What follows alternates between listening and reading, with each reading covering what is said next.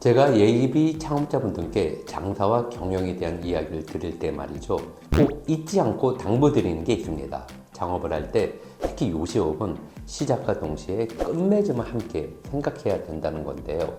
다시 말하면 창업을 시작하실 때 출고 전략을 반드시 미리 세워두셔야 한다는 겁니다. 이게 단순히 언제 사업을 접겠다라는 계획을 세우라는 것이 아니라 상황이 어떻게 변하는지에 따라 어떤 식으로 대응하겠다는 전략을 말하는 거거든요. 대개 이런 계획 없이 일단 뛰어드는 분들이 대부분이기 때문에 제가 더 중요하게 생각하는 부분이기도 합니다. 왜냐면 이런 접근 방식이 익숙치 않기 때문이에요. 우리가 뭔가를 도전해 보려고 할 땐 대개 끝을 정해놓고 시작하지 않잖아요. 실제로 제가 상담을 할 때 이 부분을 짚어드린 사장님이 한 분이 있었어요. 그랬더니 그 정도 생각은 저도 당연히 하고 있죠 라고 대답하셨는데 실은 그렇지 않았던 거죠. 그래도 5년간 버티시긴 했는데 결국 이러시더라고요. 장사가 너무 안 돼서 매장을 접으려고 하는데 그때 대표님이 했던 말을 놓치지 말았어야 했는데 후회가 된다고요. 그리고는 어떻게 해야 투자금이라도 회수할 수 있을지 이런 고민을 상담하시더라고요. 그래서 제가 아니 그러니까 사장님 제가 말씀드릴 때 뭐 하셨어요? 2번이고 3번이고 강조 드렸잖아요 라고 이야기해봐야 무슨 도움이 되겠습니까? 일단 사장님이 처한 상황에서 피해를 최소화할 수 있는 방안을 찾는 게 먼저였죠. 폐업을 통한 출구 전략에 있어서 가장 중요한 것은 내가 입을 타격을 줄이는 겁니다. 이를 위해선 권리금 회수가 관건이죠.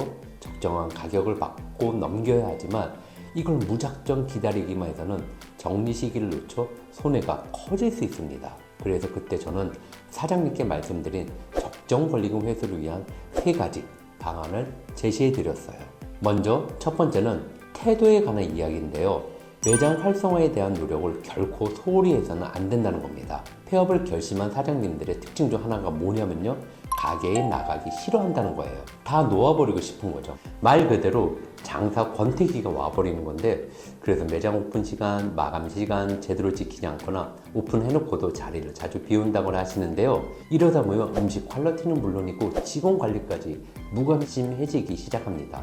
물론 마음이 뜬다는 건 어느 정도 이해는 합니다만 이게 나중에는 습관이 되어버려요. 매일같이 그렇게 하시는 거예요. 또 이게 동병상련이라고 주위 사장님들 1명, 2명 모이기 시작하면 막 술도 한잔 하시고 주중엔 당구 치러도 가시고 그러면서요 순식간에 하루 장사가 끝나버리게 됩니다. 그렇게 관리가 안 되는 가게는 손님들도 귀신같이 알아채요. 아예 발길조차 두려워하지 않는 거죠. 그러면 시간이 지날수록 어떻게 돼요? 매출은 고사하고 매장의 가치가 걷잡을 수 없이 추락하기 시작해요. 이러면 어느 인수자가 좋게 보겠습니까? 내가 원하는 건 적정 권리금을 회수하는 건데 실상 그 반대로 행동해버린 것과 다를 바 없는 거죠. 그래서 폐업을 결심했을 때 더 정신 바짝 차리고 집중해야 할 것은요. 내 매장의 점포 가치를 인정받기 위한 모든 노력들입니다. 잘 안 되더라도 계속해서 활성화 시켜야 하고 또 그런 모습을 외부에 보여야 합니다. 저는 그래서 보통 최소 폐업 3개월 전에는 매장을 내놓으시고 이 기간 동안에는 현상 유지를 위해 끝까지 최선을 다하시라고 말씀드리는 편입니다. 2번째는 외부에 대한 발설 금지입니다. 양도에 관해 알아보다 보면 점포가 당장 나가는 일이 없기 때문에 이것저것 전부 내놓으라고 하는 말들이 있는데요. 근데 이렇게 되면 결과적으로 득보다 실이 크게 됩니다. 우선 내부적으로는 가게 종업원들의 사기를 꺾는 일이 발생하게 되는데요. 일단 그들은 매장을 둘러보러 온 양수자들에게서 어떤 위화감을 느끼게 돼요. 그리고 이내 사장님이 가게를 접는다는 것을 알게 되겠죠. 주인이 가게를 접는다면 본인들 일자리도 함께 접히는 거잖아요. 네, 일을 대강대강 하게 되는 거죠. 그렇게 되면 매장의 퀄리티가 떨어지는 건 시간 문제가 될 테고요. 여기에 외부적으로도 임대 내놓은 가게라고 소문이 나게 되면 손님 발길 끊기는 것 또한 시간 문제가 되겠죠. 이렇게 되면 안 그래도 시장에 매물이 엄청 많은데 희소 가치가 떨어지는 건 물론이겠고 특히 여러 부동산에 내놓게 될 때 치명적인 건 가게를 구하는 사람들이 이 부동산, 저 부동산 다니면 내 가게의 권리금을 조율한다는 점인데요. 바로 이게 내 가게의 권리금을 낮춰버리는 주요 요인이 되어버립니다.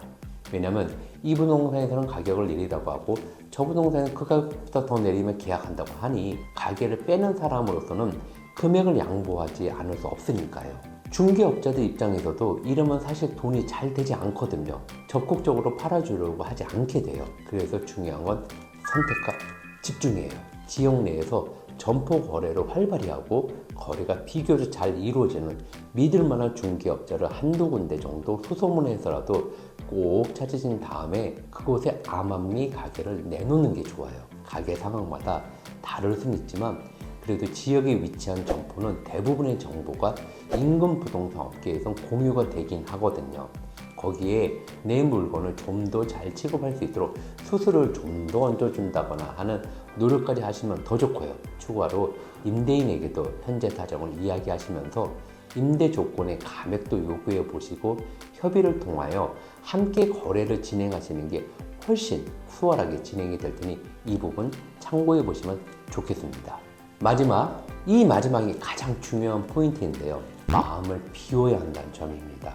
앞서 말씀드렸지만 매장을 뺄 타이밍을 놓치신 분들은 투자한 만큼 회수하겠다는 생각을 웬만해선 버리셔야 됩니다. 결국에는 사는 사람이 있어야 돼요. 아무도 사려 하지 않는다면 바닥 권리조차도 요구 못하는 겁니다. 유명 상권에 입점한 점포는 바닥 권리 명목으로 요구할 수도 있겠지만 과거에 내가 바닥 권리를 얼마를 주고 입점했다라고 말한다는 건 너무 추상적인 요구가 될 수 있는 거죠. 사실 이러면 들어오는 쪽에서도 인정은 별로 안 할 겁니다. 그렇게 매장 월세가 밀린 상태에서 조금 더 높은 값을 기다려보자 하다간 건물주에 의해 강제로 가게를 비워야 하는 상황에 처할 수 있어요.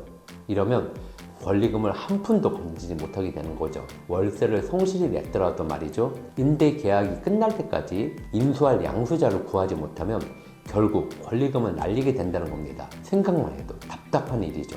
이런 경우를 피하려면 계약 만료까지 남은 기간, 현재 영업상황 고려해서 적정 수준에서 권리금을 받고 점포를 양도하는 결단이 필요합니다. 애초에 권리금이란 건 내가 가게를 접을 때 보장받을 수 있는 돈이 아니죠. 아예 한 푼도 받지 못할 수도 있는 겁니다. 그래서 적정한 수준이라고 했지만 사실 권리금을 좀 낮추지는 선택을 해야 하는 거죠. 당장 손해보는 기분이 들지 몰라도 말이죠. 그만큼의 기회 비용을 거시는 겁니다. 시간이 지나면 그때의 선택을 잘했다는 생각이 드실 거예요. 자, 이제 그렇게 해서 상가를 구하는 사람이 나타났다면 간을 보지 말고 딱 그 사람과 거래가 성사되도록 노력해야 합니다. 해보시면 아시겠지만 생각보다 이 점포 거래라는 게 정말 쉽지 않아요. 왜냐하면 다들 어렵게 모아둔 목돈으로 계약을 하려는 것이기 때문에 결단을 하는 데 있어서 굉장히 까다로운 기준을 두기 때문입니다. 더구나 최근에는 전반적인 경기 침체로 창업시장이 그리 좋은 편도 아니고 권리금 수준도 예전보다 많이 하향되고 있는 추세라 많이 받기도 어렵죠. 적당한 매수자를 찾기도 쉽지 않겠고요. 그래서 저는 이렇게 낮춘 권리금에 처음 구매 의사를 보이는 사람이 나타나면 웬만해서 거래를 끝내놓는 걸 권장드립니다. 아참, 그리고 시설 문제를 깜빡할 뻔했는데요. 전체 설비를 한 번에 매입할 사람을 만나면 정말 편하겠지만 그렇지 못할 경우 이것들을 처분하는데 큰 욕심을 부리지 않는 것도 하나의 방법이 될 수 있습니다. 왜냐하면 시작할 때 구입한 식당의 모든 장비는 몇 년 사용하고 나면 대부분 헐값이 되기 때문이죠. 그냥 차라리 욕심내지 말고 권리금 포함해서 새로운 주인에게 줘버리고 최대한 빨리 그곳을 떠나는 것이 다음 스텝을 준비하는 데 있어서 결과적으로 도움이 될 수 있습니다. 그럼에도 불구하고 처분을 진행하고자 하신다면 온라인 중고시장에서 시중 가격을 파악하는 준비가 필요하겠고요.